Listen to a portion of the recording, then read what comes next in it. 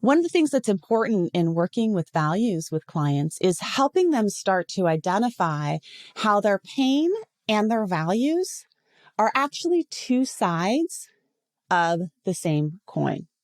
Sometimes I'll get clients to take out a note card and write down on one side of the note card something that is really painful about them, that they are experiencing.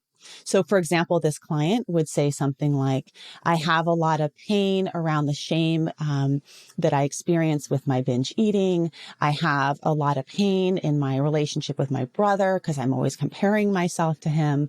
I have a lot of pain in my family because I don't enjoy my mom's cooking anymore. I'm always trying to control food, right?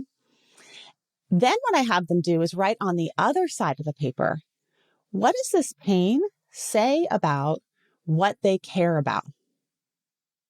And if you looked at those examples that I just shared with this client, it says a lot about what he cares about. It's painful for him to not enjoy his mom's food because he actually cares about that connection to his familia.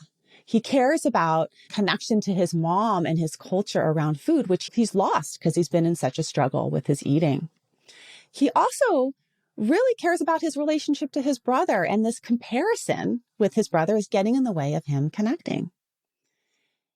Another aspect to this is that we started to uncover that he cared about helping people. And he had gotten so caught up in the outcome of medical school and getting into medical school, he had lost track of the reason why he wanted to go to medical school in the first place, which was he's a very empathic, compassionate, kind human that deeply, deeply, deeply wanted to help people. So we look at values, we can start to see that actually getting rid of the painful stuff might get rid of the stuff that you care about too. They're two sides of that same note card. And sometimes I'll say, okay, I'll take away all that pain if you're willing to give me all of those values too. Just give me the note card. I'll take away both. But the reality is, I don't want to give you my values. I want to hold on to my values. And in order to hold on to your values, you may have to be able to relate to your pain a little bit differently. So living a life that's in line with your values may make you more vulnerable and doesn't protect you from pain. And this is a real important distinction in ACT. So we start to look at, are you willing to have the discomfort because it's in the service of something that matters to you, something that's important to you? And when you can hook into and connect with what that thing is that's important to you, then you have the motivation to move towards discomfort, because sometimes discomfort and values are in the same direction. In ACT, we often talk about choice points, and choice points are sort of these moments throughout our day that we come across where we have a choice. We have a choice of either turning towards our values or turning away from our values. And the good news about choice points is that even if you choose to turn away from your values, there'll be another choice point in about 10 minutes. So you can always get back on track with ACT. There's never a sense of, oh no, you went down the wrong path and we're done for. It's that, oh, I just noticed that I was out of alignment. I chose something that wasn't in line with my values, but I'll have another opportunity to turn towards my values again.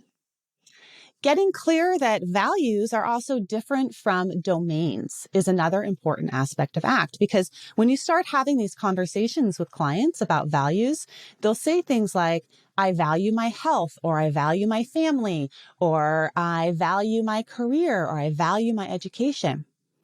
Those are domains under which the client's values lie.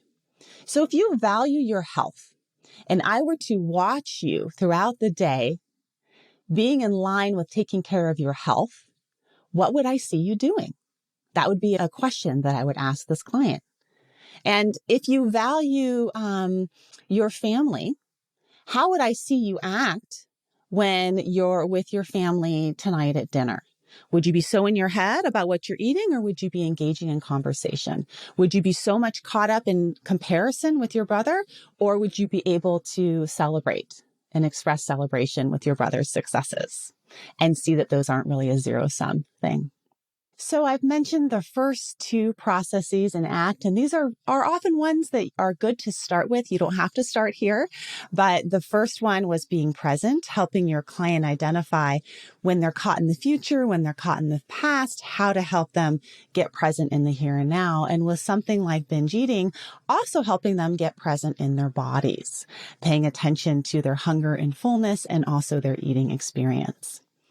The second process that we talked about was values, and some of the skills that I mentioned around values is helping your client identify through questioning, through deep conversations, what does it mean for them to have a meaningful and fulfilling life? And also look at how their pain is connected to their values. Helping their clients identify choice points throughout their day, when they get out of alignment, how to get back into alignment, and really focusing on the journey, not just the end point.